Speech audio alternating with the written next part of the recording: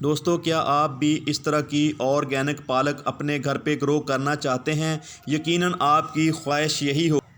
आप ये भी चाहते होंगे कि जो पालक आप अपने घर पे ग्रो करें उस पालक के पत्तों का साइज़ बड़ा आए और वो जो पौधे पालक के तैयार हों वो बुशी हों और साइज़ में बड़े, और ये पालक के पौधे लंबे अरसे तक चलें। अगर आप ऐसा चाहते हैं तो हमारे बताए गए फर्टिलाइज़र को अपने पालक के पौधों के ऊपर लाजमी इस्तेमाल करें। दोस्तों, ये ऐसा फर्टिलाइज़र है जो आप अपने घर से तैयार कर सकते हो। आपके किचन में ये फर्टिलाइज़र हर वक्त मौजूद रहता है। दोस्तों, इसके ऊपर कोई ख़ास किस्म का ख़र्चा भी नहीं आता। इसको बनाना बहुत ही आसान है। सिर्फ 5 मिनट में दोस्तों ये फर्टिलाइज़र बनकर तैयार हो जाता है। दोस्तों, ये प्योर ऑर्गेनिक फर्टिलाइज़र है। बिस्मिल्लाहिर्रहमानिर्रहीम, अस्सलाम वालेकुम। दोस्तों, इससे पहले कि इस खाद के ऊपर और बात की जाए, हम पहले चंद बातें पालक के बारे में करते हैं। आपको बताते हैं कि पालक को किस तरह ग्रो करना चाहिए, किस तरह की इसको मिट्टी चाहिए होती है, इसके सीड को किस तरह लगाना चाहिए। दोस्तों, हमने इस पालक को 20 दिन पहले यहाँ पे ग्रो किया। पालक साल बार ग्रो की जाने वाली लीफी वेजिटेबल है। दोस्तों, पालक के सीड लगाने के बाद 5 दिन के अंदर अंदर ज़मीन से बाहर आ जाते हैं। पालक को एक बार ग्रो करने के बाद 4 से 5 बार आप हार्वेस्ट कर सकते हैं, या फिर उस वक्त तक पालक को हार्वेस्ट किया जा सकता है जब तक पालक के ऊपर बीज आना शुरू नहीं हो जाता।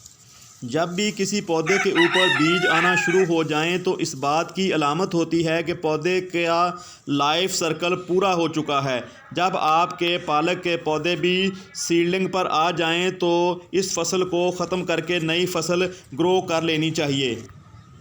नई फसल ग्रो करने से पहले एक बात को मद्देनज़र रखें, जब जिस पॉट में पहले आपने पालक उगाई हो उस पॉट में दोबारा पालक नहीं ग्रो कीजिएगा, नहीं तो दोस्तों पालक की ग्रोथ अच्छी नहीं आएगी। किसी पॉट में बार बार एक ही फसल को काश्त करने से पहले जैसी हेल्दी फसल नहीं आती। दोस्तों, अब बात कर लेते हैं पालक के ऊपर लगने वाली बीमारियों की।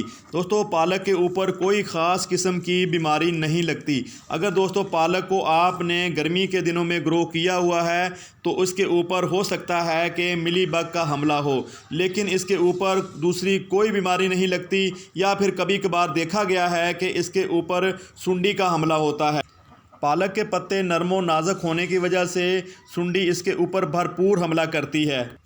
मिलीबग का हमला उसी वक्त पौधों के ऊपर होता है जब मौसम में खुश्की हो, यानी बारिश का मौसम नहीं हो। जब मौसम खुश्क होता है तो उस वक्त मिलीबग का हमला तेज़ हो जाता है। जैसे ही बारिशें शुरू होती हैं या फिर दोस्तों सर्दी शुरू होती है तो मिलीबग जो है वो मर जाती है।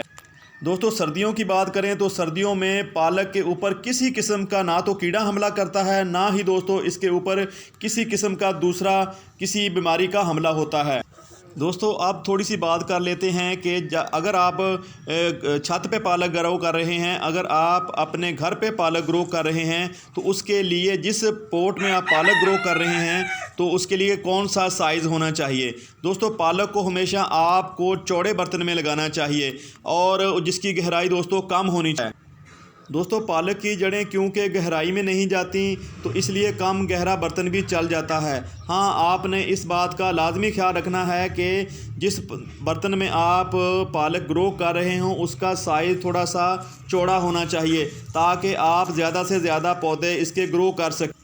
दोस्तों, ज़्यादा बड़े बर्तन में ज़्यादा पौधे ग्रो होते हैं, जिसकी वजह से आपको लंबे अरसे तक अपने घर से ही पालक मिलती रहती है। इस तरह की जड़ी बूटियों को निकाल के तलफ़ कर दिया करें। यह सरसों का पौधा है। जैसा कि मैं पहले बता चुका हूं, हमारे इन पौधों की उम्र तकरीबन 20 दिन हो गई है। ठीक 5-6 दिन बाद आप इन पौधों को हार्वेस्ट कर सकते हैं। अगर आपके इन पौधों में इस तरह की जड़ी बूटियाँ ग्रो हो चुकी हैं तो फिर आप उनको फौरी निकाल दें। ये बहुत सारी खुराक हमारे इन पौधों की ले लेती है, जिसकी वजह से हमारे लगाए गए पौधों की ग्रोथ मुतासर होती है। दोस्तों, जब भी आप पालक को हार्वेस्ट करें तो थोड़ा सा ऊंचाई से काटें अगर आप बिल्कुल निचली सतह से काटेंगे तो वो यहाँ से नए पत्ते और नई ब्रांचें निकलती हैं, तो वो हिस्सा मुतासर होगा, वो डेड हो जाएगा। तो इस तरह आपका पौधा भी डेड हो सकता है। तो अगर आप थोड़ा सा ऊंचाई से काटेंगे तो चंद दिनों के बाद आपको फिर से पालक हार्वेस्ट करने को मिल जाएगी। दोस्तों, ज़्यादा चौड़ाई वाले बर्तन में पौधे लगाने का फ़ायदा ये भी होता है, ख़ासकर पालक के पौधे। तो आप ज़्यादा पौधे लगाते हैं तो बाद का जब आप पालक को हार्वेस्ट करते हैं, बहुत सारे पौधे जड़ समेत जो है ना आपके हाथ में आ जाते हैं। तो इस तरह पौधों की तादाद कम होती जाती है, तो हमारे पौधे जो है ना कम होने की वजह से हमें हार्वेस्टिंग कम मिलती है। तो इसलिए आप दोस्तों, जब आपने घर पे पालक ग्रो कर रहे हों तो ज़्यादा से ज़्यादा पौधे ग्रो किया करें, ज़्यादा से ज़्यादा सीड लगाया करें। दोस्तों, पालक सारा साल उगाई जाने वाली लीफी वेजिटेबल है, इसीलिए पालक सारा साल मार्केट से आपको मिलती रहती है। दोस्तों, अगर आप किचन गार्डनिंग करते हैं तो आप भी सारा साल पालक को ग्रो कर सकते हैं। आप पालक को वो एनवायरनमेंट दे सकते हैं जो इसको चाहिए होता है। दोस्तों, अगर आप छोटे किसान हैं तो फिर अक्टूबर में पालक आप लगा सकते हैं। आपने किचन के लिए इस्तेमाल करना होती है, ना कि कमर्शियल बुनियादों के ऊपर बाज़ार में फ़रोख्त करना होता है। हमारे यहाँ छोटे किसान अमूमन अक्टूबर नवंबर के महीने में ही पालक ग्रो करते हैं। दोस्तों, पालक को 3 तरीक़ों से ग्रो किया जाता है।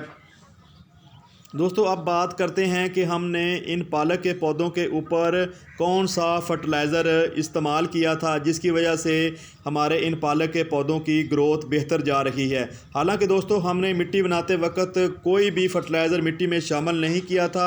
हमारे पास कोई फर्टिलाइज़र मौजूद भी नहीं था, कच्चा गोबर था, लेकिन वो हमने शामिल इसलिए नहीं किया कि पालक के पौधे या कोई भी आप पौधे उगाते हैं तो वो पालक के पौधे इब्तदाई दिनों में मर जाते हैं। दोस्तों, अब बात करते हैं कि आपने इस खाद को किस तरह बनाना है। छोटा जो चाय वाला चम्मच होता है उसको आप पानी में डाल के चाय पत्ती को जोश देना है। जब इस चाय पत्ती का अर्क निकल आए तो फिर आपने गिलास में डाल के 2 हिस्सों में तकसीम कर लेना है। जैसा कि यहाँ पे आप देख रहे हैं, हमारे पास 2 कंटेनर है। आधा गिलास हमने 2 लीटर पानी में शामिल किया और हमने 1 कंटेनर को दे दिया। इसी तरह आप आधा गिलास जो बच जाने वाला दूसरा आधा गिलास है, आप उसको 2 लीटर पानी में मज़ीद डाल के इसको अपने दूसरे कंटेनर में दे सकते हैं। दोस्तों, आप खाद का इस्तेमाल अपने ज़रूरत के मुताबिक अपने कंटेनर या अपने पोट साइज़ के मुताबिक कर सकते हैं।